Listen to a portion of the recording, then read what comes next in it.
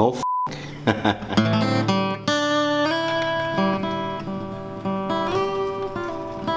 When I was growing up in Partick, just along the road was the Kelvin Grove Museum and Art Gallery. And in many ways, the way I think about the world it stems from there. And I used to draw everything in there. And I'd try to draw the suits of armour and the reflections and all that. It used to fascinate me, try to get that into paper, you know. I kind of educated myself, you know, by looking at these artists, you know. And of course, the Salvador Dali, that was there. It was just like a home from home. And it was that bad, I used to play truant in the museum, you know. My father died of cancer. He was 38-year-old when I was 14. And that was kind of traumatic. My mother decided to take us to England to live closer to her brother. I did feel like a kind of outsider. When I went down there, I was still suffering from grief, and I got 9 O-levels, but I got introduced to cannabis at the same time. I ended up being a bricklayer. I worked and got stoned.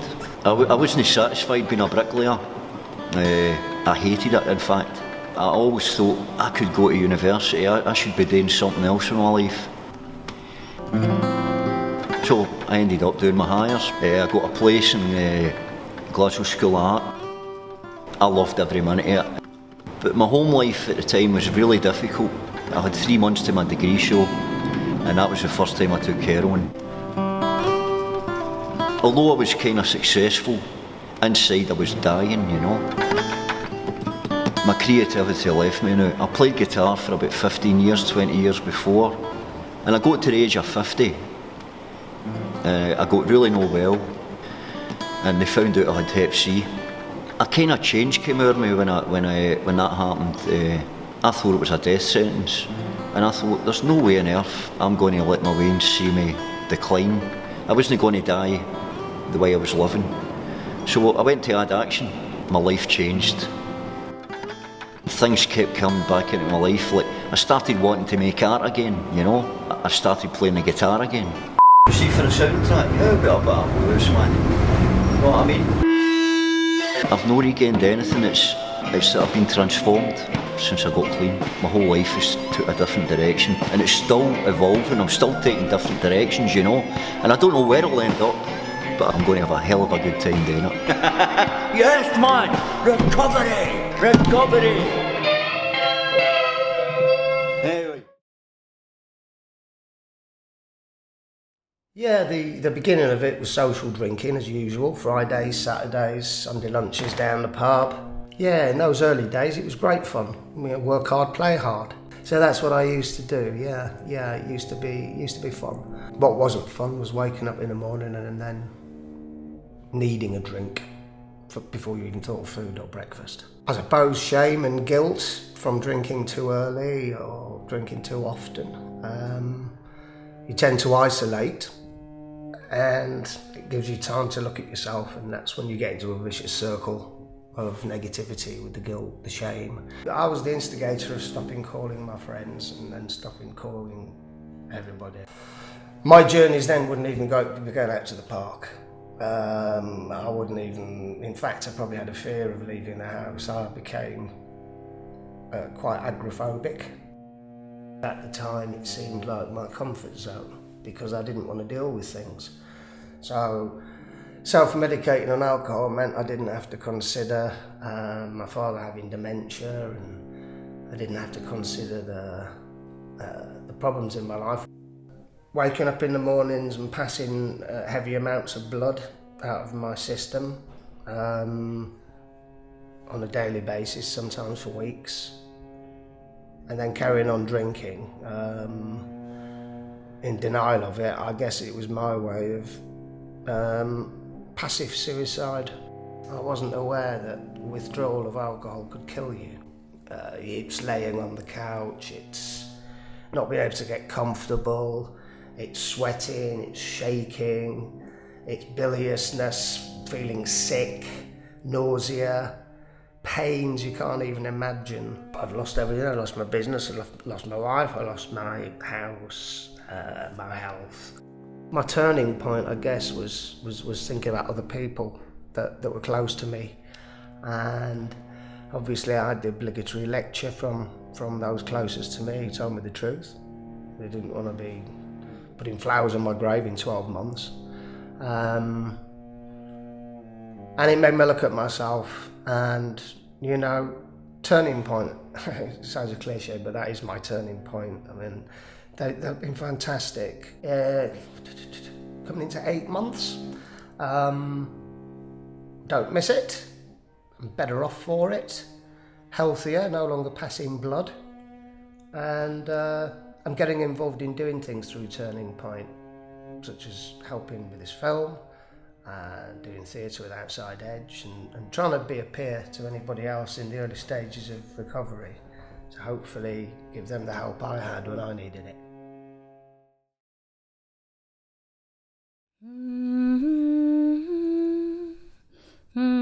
Me and my dealer, not so good friends. And when I ring him, he's always got some excuse, half an hour.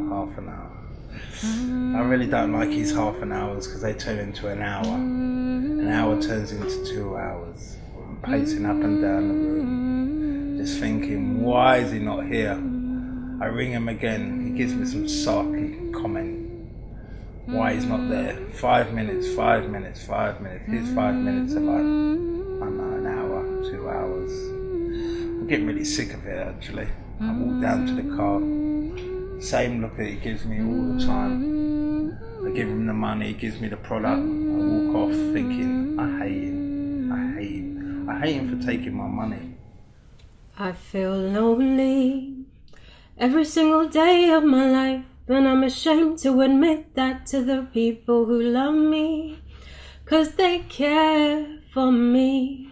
I feel it more every day. It adds a new weight to my life, and I'm ashamed to admit that, 'cause the people who love me, they can't be there for me. Them sort of people you sort of look at and think, I'll never get like that. But really and truly, you're just the same as them, because you're just taking your drugs behind closed doors and what have you. And really just doing the same what they're doing. We put ourselves in such much sort of brackets, think we're better than people. People really don't know what's going on in your life, because as soon as your door's shut, you're getting up to all sorts. Every hour of the morning, stepping out your door, going to meet the dealer downstairs and what have you. It's not good. And people can hear your door shut, and you think, when you look at them in the eye, you think, yeah, you know what's going on about me, but you're not saying anything. It's weird because you can't really look them people in the eye the next day, you know what I mean? You sort of look down or you look away when they're talking to you. And I know that the road is get longer, and I know there are times it gets harder, but I know you'll be right there for me.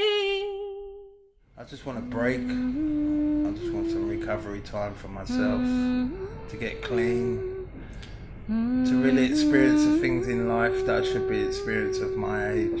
Going on holiday, days out, going to restaurants, going to the cinema, just simple things. What does recovery mean to me? It means a lot to me. It means starting off life, taking part in life, and also living a good, clean sort of way of life. 'Cause you're there for me, and you're all I need.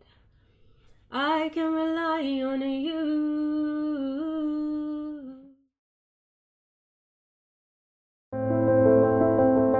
Once we were a happy family. Lost my job, lost my home, started drinking. Separation, divorced, felt alone. Lost, stranded.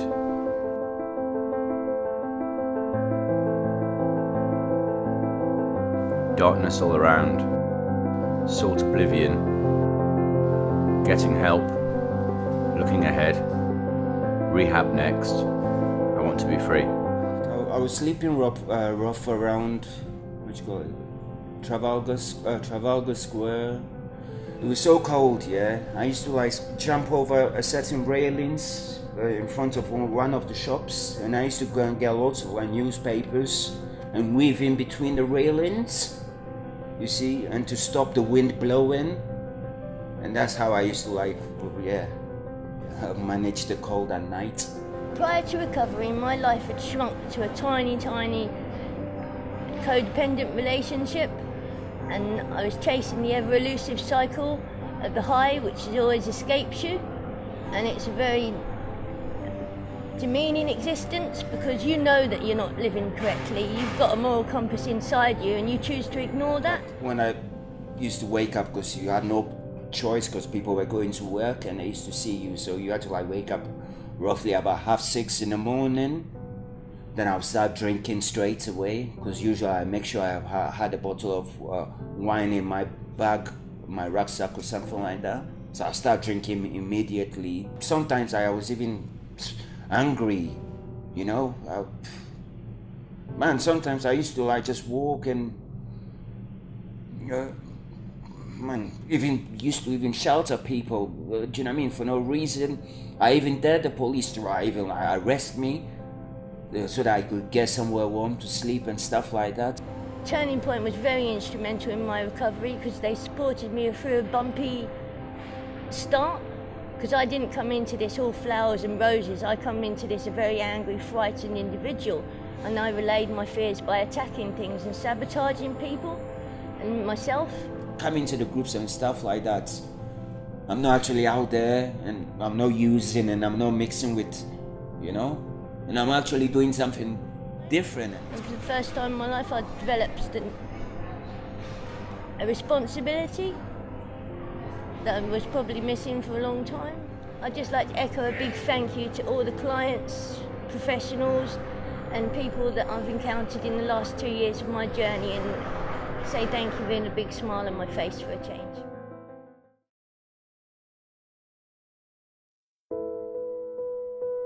Mum's drinking had been on and off for years. It wasn't always, Mum wasn't an everyday drinker a lot of the time, but we did have ups and downs. But it did go from when I was a young teenager to when I was a young adult. And although me and because I got a brother as well, it affected us together. We were together a lot of the time, me and my brother. So we had a lot of support from each other. But it affected my confidence outside in the world. I didn't know what to feel a lot of the time for Mum. Should I feel sorry? Should I want to help her more? Should I always had all of these feelings swirling around about it.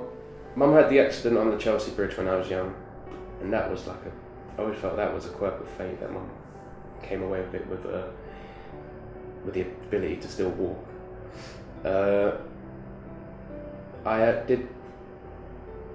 There were 2 or 3 times when I found Mum with her wrist cut.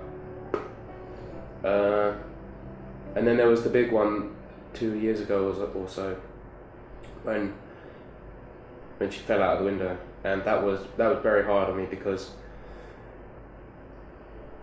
I said earlier I didn't blame myself, but I did blame myself for that one. I feel terrible. Just makes me feel terrible. And it is only with hindsight, it is only when you get sober that you realise the damage that you've caused.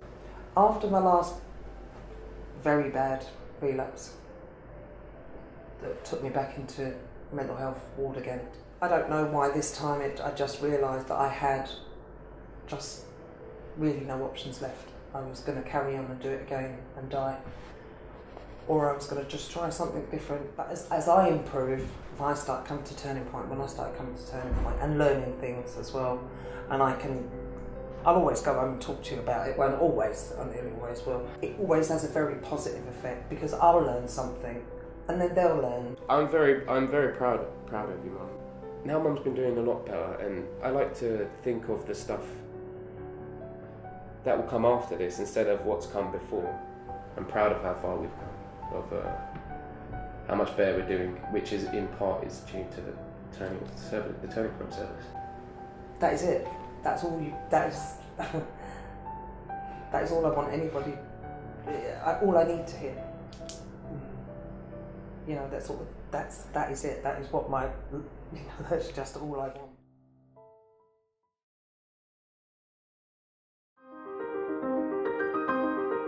I split up with my partner, my first love, my little girl's mum.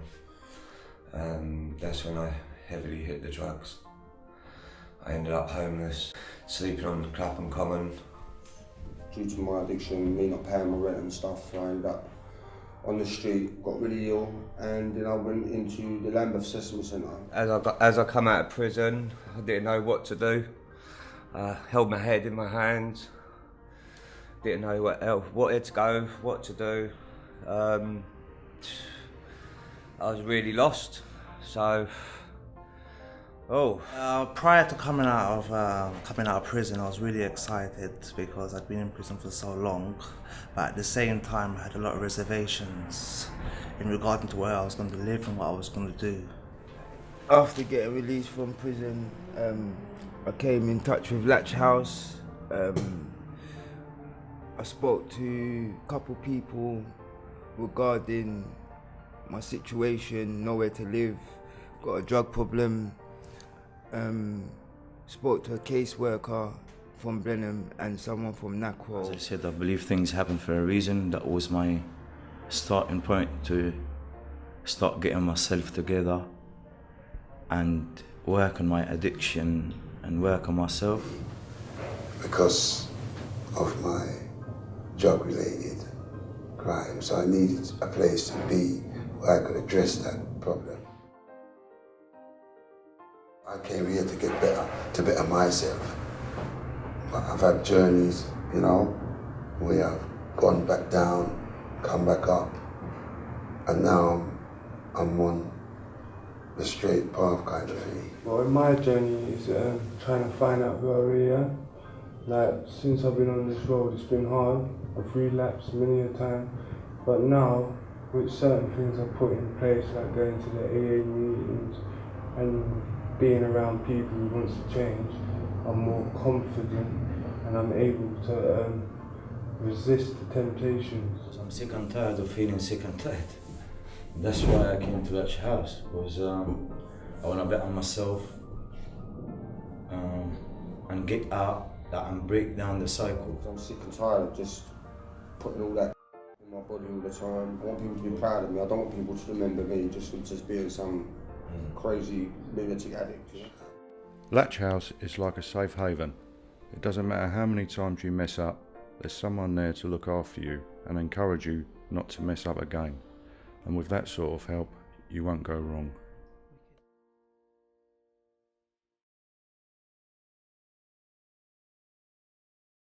I was smoking and taking drugs for 15 years, and it caused me to do crime, and hence the reason why I end up in prison.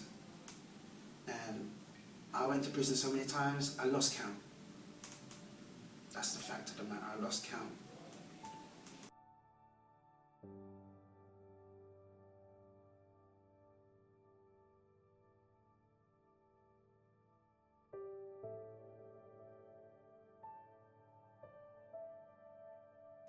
Because of emotional problems with an ex-partner, I know a lot of men have gone through, and women have gone through the same thing, where they've broken up with a partner and taken it really badly, and wanting to bury the memories by taking something that makes the memories go far back in their mind. And I used drugs, and it was a bad path to go down, but that's the one I chose. Having people to help me has made me embrace the recovery.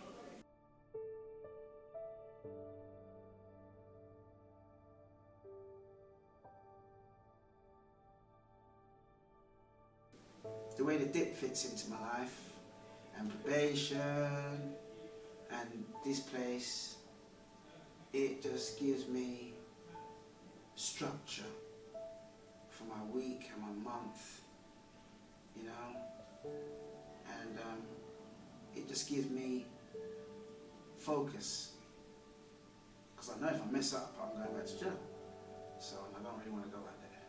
Today has come with some very positive news, where Leonard has received a grant of £1,000 for his own tools, where he can now go on and follow his dream of running a similar business to Nip Nips, where he does on-site bike mechanics and servicing, but for underprivileged boys and girls, where hopefully he'll be able to pass on the skills that he's picked up here. I want to teach kids how to fix bikes and have my own business. So coming here, just give me the education and the discipline that I need. I don't want to be a statistic. I want my kids to be proud of me. I've got a chance to change, and I'm going to grab it. I will make it work.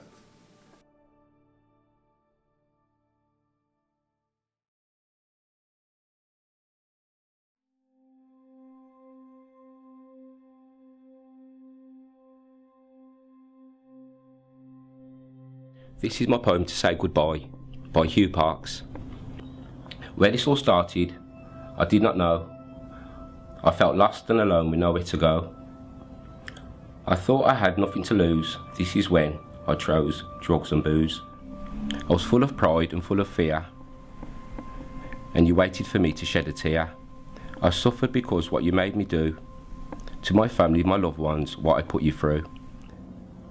This was never the life that I intended. Sometimes I wished that this all ended. My family's love always pulled me through by showing how much I mean to you. But still my eyes were closed so blind, this right help was almost impossible to find. I found the help in the most unlikely place. Now I'm here by God's good grace. Although this road brought me to my knees, I won't be controlled by your gripping disease. I know it will be a long time till I regain your trust. I'm in this for the long haul, I know I must. Change my life and say goodbye before it's too late, before I die.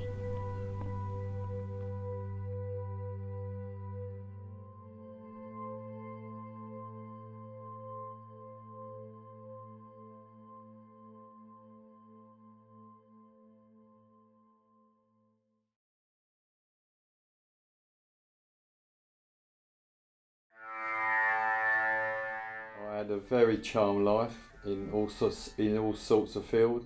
You know, earned good money. Money was no problem. And then a few things happened to me in my life which I actually couldn't deal with.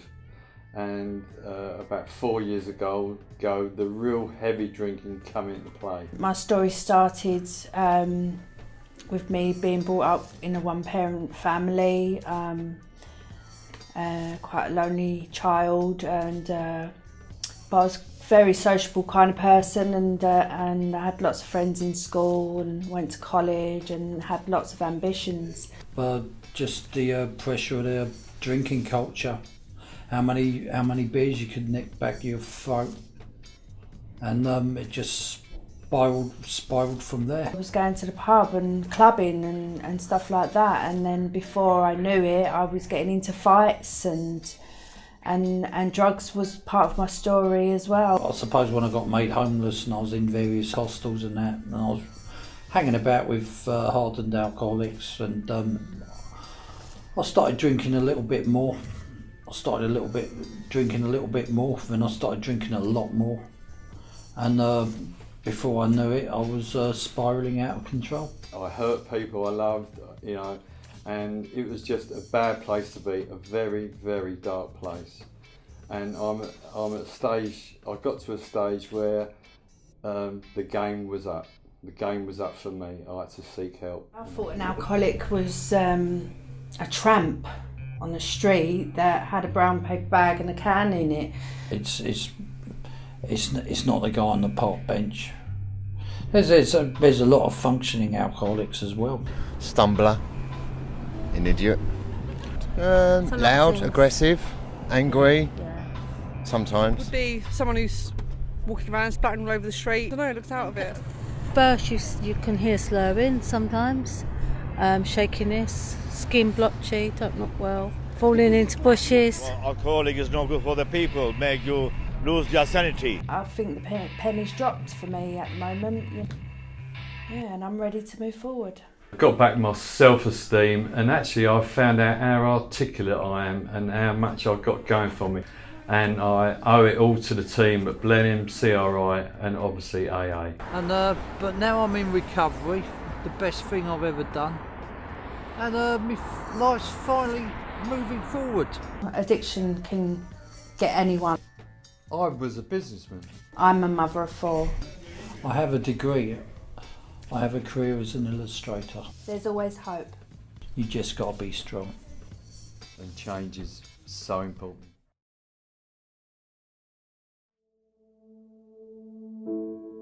Sometimes we'd go for weeks or months where Mum would become my mum again. She'd take me to school and pick me up. We'd play games together, she cooked dinner, she would just look after me, and I'd actually feel quite secure.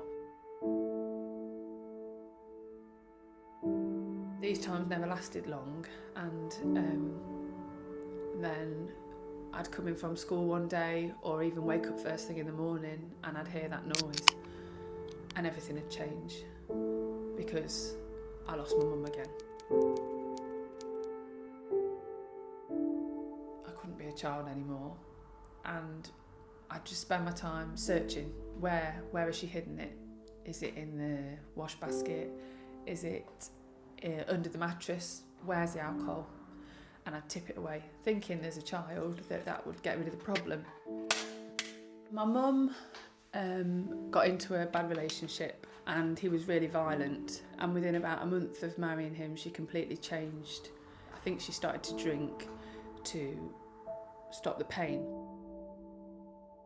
Living with an alcoholic all through my childhood, there was always this big secret that I had to keep from everyone. She'd get really irritable with me. Everything I did annoyed her, and she'd blame me for her drinking. She'd blame me for the violence, and that was really difficult to hear.